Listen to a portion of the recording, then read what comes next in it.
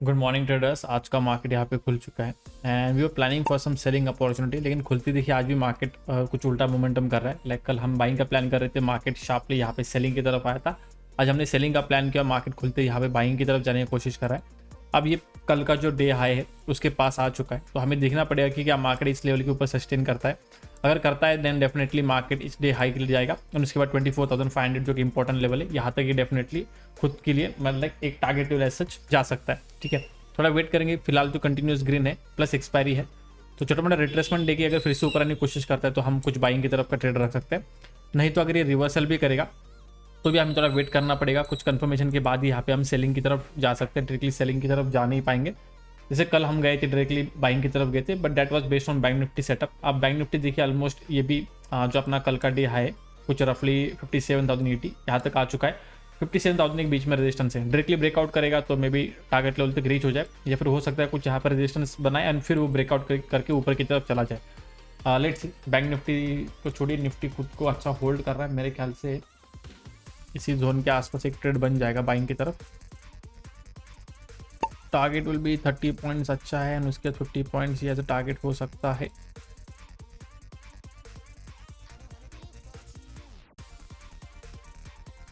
तो ट्रेडर देखिए मार्केट एक फर्स्ट लेवल तक आ चुका है रफली 1:3 भी हो चुका है यहाँ पे। बट अभी 24,500 could be easy target, at least market यहाँ तक ट्रैवल कर लेना चाहिए। बट 1:3 इज नॉट बैड, तो यहाँ पे छोटा मोटा क्वांटिटी हम जरूर यहाँ पे बुक कर सकते हैं। स्पॉट ने अपना डे हाई अचीव कर लिया है, but not by futures. Futures अभी भी यहाँ पे पेंडिंग है, जो कि एक अच्छी बात नहीं है। क्योंकि अगर जाना है तो दोनों ने चला जाना चाहिए। Technically future should achieve first, क्योंकि फ्यूचर हमेशा प्रीमियम में चलता है मैक्सिमम टाइम। तो अभी तक तो फ्यूचर ऑलमोस्ट 24,500 टच कर लेना चाहिए था या फिर उसके आसपास पहुंच जाना चाहिए था, बट उसने हाई लगाया 75 का, वेराज स्पॉट ने लगाया 82 का। तो इसका मतलब फ्यूचर थोड़ा सेलिंग प्रेशर में है, which is not a good thing. देखते हैं किस तरह बनता है सिचुएशन, उस बेसिस पे will decide what to do. मतलब एक रिट्रेसमेंट के साथ फिर से मार्केट ऊपर आता है और ये स्पाइक आके अगर फ्यूचर कवर अप करता है वेल एंड गुड। अगर वैसा नहीं होता है तो ये एक तो इधर से रिवर्सल कर देगा या फिर ये ऊपर ब्रेकआउट करके फेल हो जाएगा। तो will see which one market like follow करता है।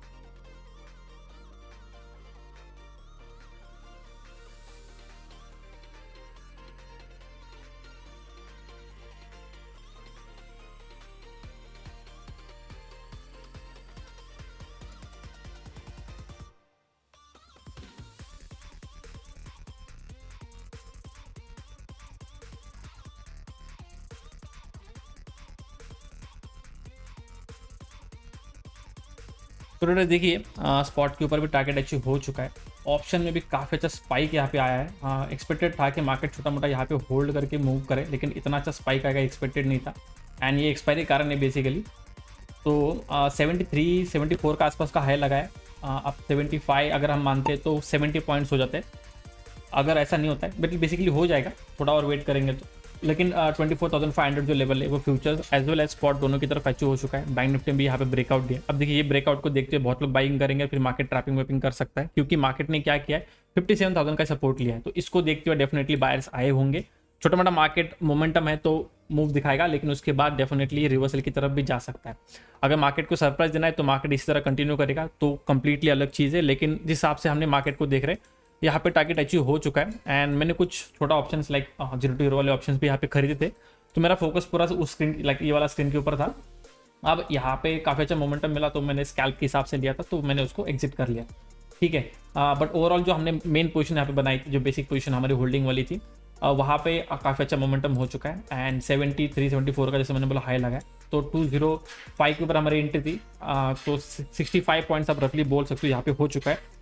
तो will book the further quantity.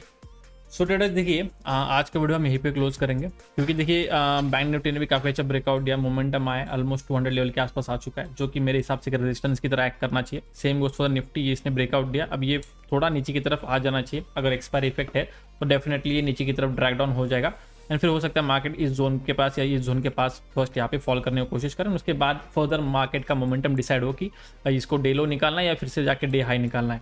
ठीक है, लेकिन जैसे मैंने बोला बैंक निफ्टी ने यहाँ पे कुछ होल्ड किया, 57,000 का सपोर्ट लेके ब्रेकआउट किया, तो इसको देखते हुए डेफिनेटली बायर्स आए हैं, कुछ मोमेंटम मिला है। लेकिन जैसे लोग और घुसेंगे तो यहाँ पे स्टॉप लॉसेस नीचे क्रिएट होंगे और उसके लिए मार्केट नीचे की तरफ आ सकता है। ओनली थिंग इज कि अगर निफ्टी कुछ अलग करने का सोचता है, लाइक निफ्टी सोचता है कि नहीं मुझे और ऊपर जाके 24,550 या 500 के आसपास आ जाना है, तो डेफिनेटली 550 के आसपास आ जाना है, तो डेफिनेटली कुछ अलग हो सकता है। बट एक्सपायरी की नॉर्मली ऐसा ही होता है, जैसे नीचे की तरफ ये बड़ा कैंडल बनाए, राइट, बहुत सारे लोगों ने एंट्री किया होगा इन बिटवीन, तो उनके स्टॉप लॉसेस लेने के लिए यूज होगा, क्योंकि थोड़ा ही मार्केट नीचे आएगा ना, प्रीमियम छूट जाएगा, तो लोगों के स्टॉप लॉसेस हिट होने शुरू हो जाएंगे। तो जो लोग फ्यूचर में करते हैं डेफिनेटली उनका स्टॉप लॉस हिट ना हो, लेकिन जो ऑप्शंस में करते हैं उनका स्टॉप लॉस हिट होने के चांसेस बढ़ जाते हैं, जिसकी वजह से एक नीचे की तरफ भी एक स्पाइक हमें देखने मिल सकता है। इसमें मुझे लगा कि एटलीस्ट 520 तक जाएगा, इसलिए मैं थोड़ा रुका था, लेकिन ऐसा नहीं हुआ, मार्केट पहले यहाँ पे स्ट्रक्चर बनाना शुरू कर दिया। देखिए अभी नीचे आना भी शुरू हो चुका है, मतलब सेम लेवल के ऊपर अगर हम पुट लेंगे मे भी हमें इतना बेनिफिट ना हो, लेकिन कॉल बहुत अच्छे से यहाँ पे वैल्यू छोड़ना शुरू करेगा, तो कॉल शॉर्ट करेंगे तो बेनिफिट ज़्यादा होता है, ठीक है। बट हम ऑप्शन बायर से, सेलर नहीं, तो मैं आपको उस बेसिस बस बताने की कोशिश कर रहा हूँ, ठीक है। अब देखिए बाइंग की तरफ हम क्यों गए, जबकि हमारा प्लान सेलिंग की तरफ था। कल हमारा प्लान सेलिंग की तरफ था, बाइंग की तरफ था, लेकिन मार्केट खुलते ही सेलिंग आई, लेकिन बैंक निफ्टी में सेटअप मिला, उस बेसिस पर हमने ट्रेड ले लिया।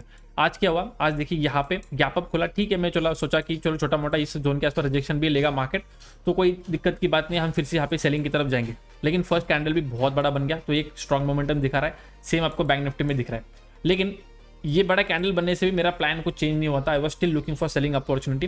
लेकिन जब आप बैंक निफ्टी देखते हो ना, बैंक निफ्टी ऑलमोस्ट अपने डे हाई के आसपास आ चुका था, 2-3 कैंडल के आसपास, एंड एक इंपॉर्टेंट लेवल 57,000, ठीक है, जो कि कल भी हमारे लिए काफ़ी इंपॉर्टेंट बना था, एक राउंड फिगर जिसने हमें हेल्प किया था ट्रेड लेने में। यहाँ पे भी वही चीज़ थी कि अगर मार्केट गलती से इसको थोड़ा भी निकाल लेना, तो छोटा भी अगर ऊपर निकालेगा तो इसके लिए डे हाई एक अपने रेडार में आ जाएगा। उसके बाद 24,500 जो कि कल का पेंडिंग लेवल था, वो आज मार्केट यहाँ पे निकालने की कोशिश कर सकता है। इस बेसिस पे हमने यहाँ पे ट्रेड लेने के लिए वेट कर रहे थे, फिर लुकिंग कि क्या हो सकता है कि रिट्रेसमेंट आएगा तो ट्रेड मिलेगा या डायरेक्टली मार्केट चला जाएगा। तो निफ्टी फ्यूचर्स ने एक छोटा होल्ड किया। ये जो ग्रीन कैंडल आप दिख रहे हो यहाँ पे, ये जो ग्रीन कैंडल आप यहाँ पे देख रहे हो, ये बेसिकली स्पॉट के ऊपर ग्रीन कैंडल है, लेकिन फ्यूचर्स के ऊपर एक हॉल्ट है, मतलब एक रिट्रेसमेंट आके फिर से मार्केट ने ऊपर कवर अप किया। तो जैसे वो ब्रेकआउट करने लगा, हमने यहाँ पे कॉल की तरफ ट्रेड ले लिया।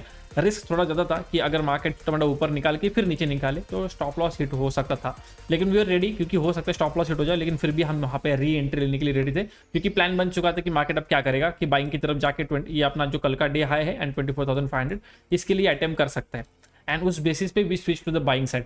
तो कभी कभी आपको लाइक सिचुएशन देखते हुए भी डिसाइड करना होता है कि क्या करना है क्या नहीं। जैसे कल सिचुएशन देखी, हमें लगा हमें पुट की तरफ जाना पड़ेगा, लेकिन फिर भी कॉल की तरफ का ट्रेड मिल गया, एंड हमने जो प्लान किया था बाइंग की तरफ, हमने उसी की तरफ ट्रेड रखा। आज सेलिंग का प्लान था, लेकिन बाइंग की तरफ कैंडल बनने लगा, एंड फिर स्ट्रक्चर जो देखा हमने उस हिसाब से लगा कि चलो यहाँ पे वही चीज़ प्रॉपरली बन सकती है, that is we can go for the buying opportunity, और जिसके लिए हम यहाँ पे गए एंड मार्केट रिवॉर्डेड अस। थोड़ा यहाँ पे तकलीफ जरूर दिया जब मार्केट नीचे आया, तो मैं सोचा कि अगर छोटा भी इसके नीचे आ जाएगा तो ये बेसिकली हमारा ट्रेलिंग ऐसे लेके जा सकता है, क्योंकि एक्सपायरी के दिन मोमेंटम मार्केट लगे इजीली ऑप्शन छोड़ता है वैल्यू, लेकिन टू द सरप्राइज बेसिकली जब मार्केट नीचे आया इसने कुछ ज़्यादा वैल्यू नहीं छोड़ा, just came near the cost and फिर से ये रिवर्सल की तरफ आ गया। होल्ड करने के बाद एक काफ़ी अच्छा ब्रेकआउट मिला।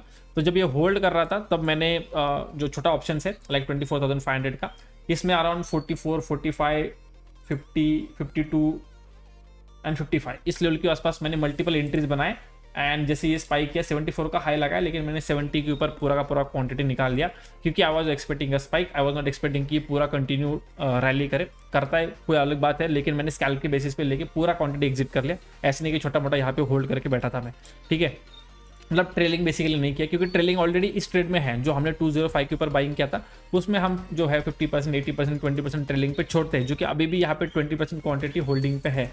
अगर मार्केट ऊपर जाएगा वेल एंड गुड, अगर मार्केट यहीं से नीचे आ जाता है जो कि हमें लग रहा है आने के चांसेस है, तो डेफिनेटली उसमें ट्रेलिंग ऐसे हिट हो जाएगा, ठीक है। I hope you understood the point. Thank you so much for watching, मिलते हैं नेक्स्ट वीडियो में, टिल देन गुड बाय।